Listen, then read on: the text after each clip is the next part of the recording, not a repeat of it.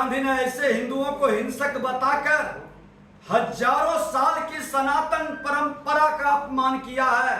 हमारे तमाम उन विचारधाराओं का अपमान किया है। महात्मा गांधी के नाम का इस्तेमाल कर गांधी परिवार आज राजनीति में है। उनका अंतिम शब्द हे राम था।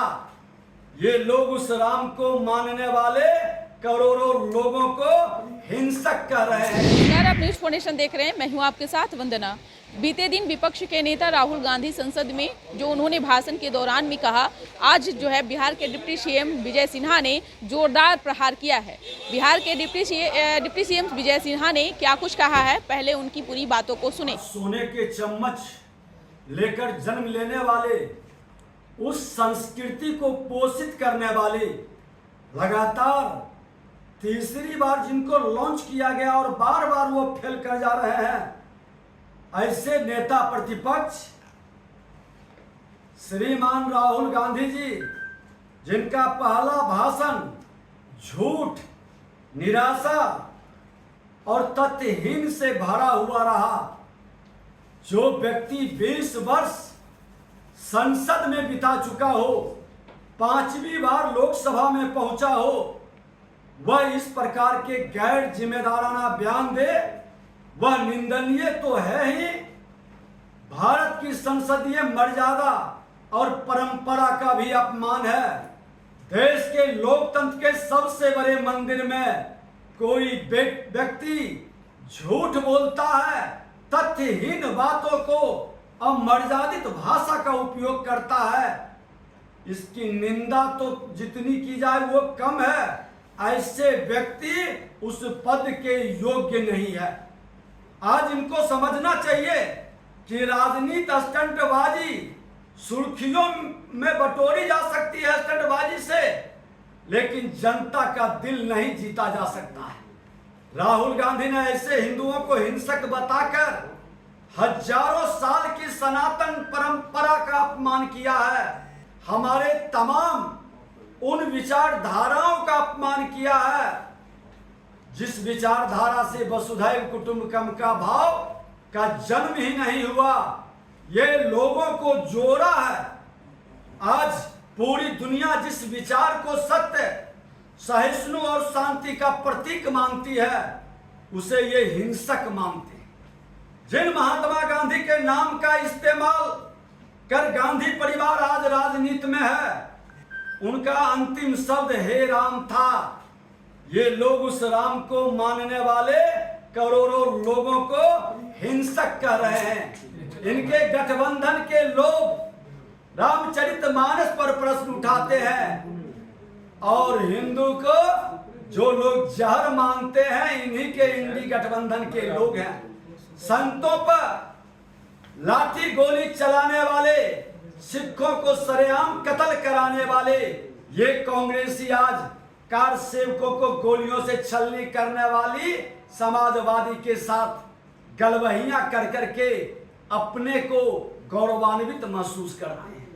केरल में सनातन को मानने वालों की टारगेट किलिंग करने वाले वामपंथियों के साथ बंगाल में गठबंधन करके ये सनातन के संस्कृति को लज्जित ही नहीं कर रहे हैं। उसको कुचलने और दबाने का इनके मन के अंदर की जो भावना है, उसकी प्रकटीकरण है।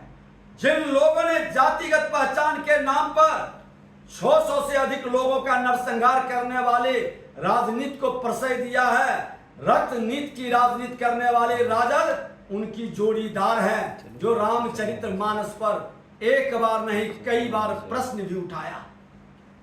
धर्म के आधार पर लड़ाने का ये खेल खेलने वाले मानसिकता के लोग सत्ता तक पहुंचने के लिए किस स्तर तक गिरेंगे, ये पूरा देश जान रहा है। जो तृणमूल कांग्रेस उत्पीड़न, अत्याचार, अपराध की पर्यायवाची शब्द बन चुकी है, उस तृणमूल की सरगना ममता बनर्जी इनके साथ गलवहियां करके चल रहे हैं। पंजाब में चरमपंथ को फिर से हवा देने वाली आम आदमी पार्टी संसद में इनके सहयोगी बन गए हैं। आज ये सत्य, सनातन और शांति के प्रतीक हिंदुओं को हिंसक बताकर उनका सार्वजनिक अपमान कर रहे हैं। मित्रों, ऐसी पहली बार नहीं हुआ है। पहले इनके परनाना पंडित नेहरू ने हिंदू धर्म की आस्था से खिलवाड़ किया। उनकी दादी इंदिरा गांधी ने बार बार हिंदू धर्म को नीचा दिखाया। उनके पिता ने तुष्टीकरण की राजनीति को हवा देकर हिंदू धर्म को मानने वाले लोगों को दोजम दर्जे की नागरिक बनाने का प्रयास किया। मैं बता दूं कि ये इटालियन संस्कृति को मन के अंदर ग्रहण कर चुके हैं। भारतीय संस्कृति इनके मन और तन में नहीं समाहित हो रही है, इसीलिए इस तरह की भाषा इनके जुबान से बार बार निकल रहा है। इनकी पार्टी के नेता पी चिदंबरम ने गृह मंत्री रहते हुए हिंदू आतंकवाद का जुमला करते हुए हिंदू को आतंकवादी कहा था। इन्हीं के और ने एक नेता सुशील कुमार शिंदे जो मुंबई में आतंकवादी हमलों के दौरान सूट बदलने में व्यस्त थे, उन्होंने श्री हिंदुओं को आतंकी कहा था, हिंदू आतंकवाद का नाम दिया था। 2013 में जब कांग्रेस सत्ता में थी, तब राहुल गांधी ने खुद भी हिंदुत्व के विचार में विश्वास रखने वाले को देश से बाहर भगाने की बात कही थी। सत्ता और संसद में आकर तो ये हिंदू धर्म को हिंसक बताते हैं, हिंदुओं से घृणा का भाव प्रदर्शित करते हैं, लेकिन चुनाव के समय खुद को ब्राह्मण बताकर जनेऊ पहनते, मंदिरों में दर्शन करने पहुंचते हैं और अपना गोत्र बताते हैं। राम का अस्तित्व खारिज करने वाले नौते के बाद राम मंदिर नहीं जाते हैं और ये लोग राम मंदिर के निर्माण का श्रेय लेने का प्रयास भी करते हैं। ये और कुछ नहीं, राहुल गांधी और कांग्रेस पार्टी के राजनीति का दोहरापन साफ झलक रहा है। मैं तो कहना चाहूंगा कि ये लोग आज जिस तरह से जितनी बार ये झूठ बोले हैं, मैं आपको जानकारी दे दूं कि ये संसद के अंदर, संसद के बाहर इनके कांग्रेस के पीडब्ल्यूडी मंत्री है कर्नाटक के सतीश जारकिहोली भी श्री हिंदू शब्द को गंदा बोल चुके हैं। उनके भारत जोड़ो यात्रा में जॉर्ज पुनैया ने कहा था कि भारत की धरती को इतना अपवित्र मानता हूं कि मैं जूते पहनता हूं ताकि इसका स्पर्श न हो जाए। इनके साथ चल रहे थे, इनके गठबंधन के लोगों ने ही हिंदू धर्म के नाश और उसकी तुलना कोरोना वायरस के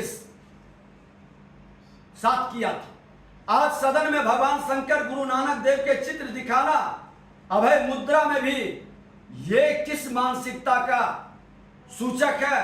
राहुल गांधी ने अभय मुद्रा की बात कर इस्लाम को चित्र दिखाए और इस्लाम के लोगों ने चित्र पर प्रतिबंधित है। ये क्या तुष्टीकरण के चरमोत्कर्ष को प्राप्त कर रहे हैं। आज संसद में जिस तरह से भगवान शंकर के चित्र को दिखाकर बेहद ही आपत्तिजनक इनका कार्यशैली था।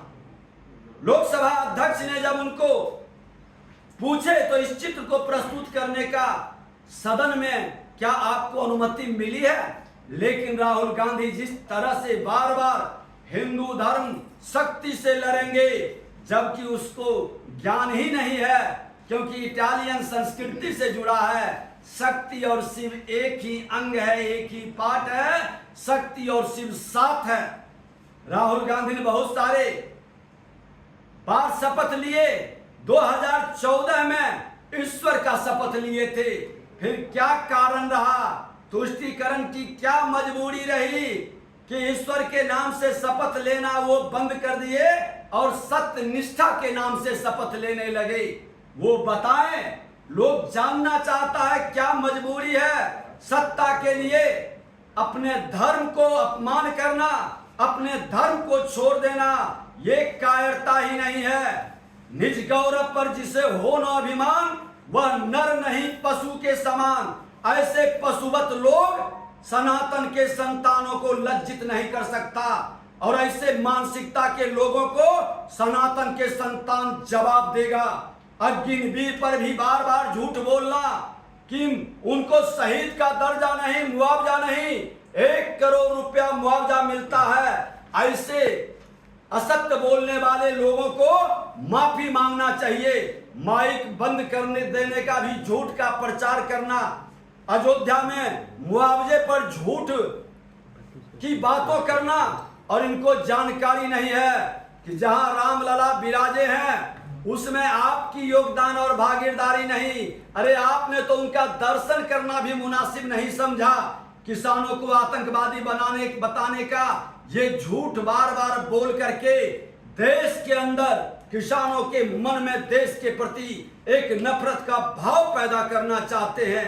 ये व्यक्ति आसन का अपमान करते हैं, आसन का संवैधानिक पद का अपमान करते हैं, संवैधानिक संस्था का अपमान करते हैं। ये सदन की गरिमा को बार बार गिरा रहे हैं। इनके नाटकीय व्यवहार, मजाक, इनका मजाकिया लहजा लोकसभा के नेता के प्रतिपक्ष के संवैधानिक पद को कहीं न कहीं तार तार कर रहा है। आज राहुल गांधी के भाषण में जो बात आपने कि क्या कुछ कहा, बता दें कि नेता विरोधी दल जो संसद में चुने जाते हैं उसको लेकर विजय सिन्हा ने जो है जोरदार प्रहार किया और कहा कि तीसरी बार जो है उन्हें जो है नेता के तौर पर, नेता प्रतिपक्ष के तौर पर उन्हें संसद में चुना गया है, लेकिन सोने के चम्मच लेकर के वह पैदा हुए हैं। वो क्या बोलेंगे, इस पर बस इतना ही। बने रहे नेशन के साथ। धन्यवाद।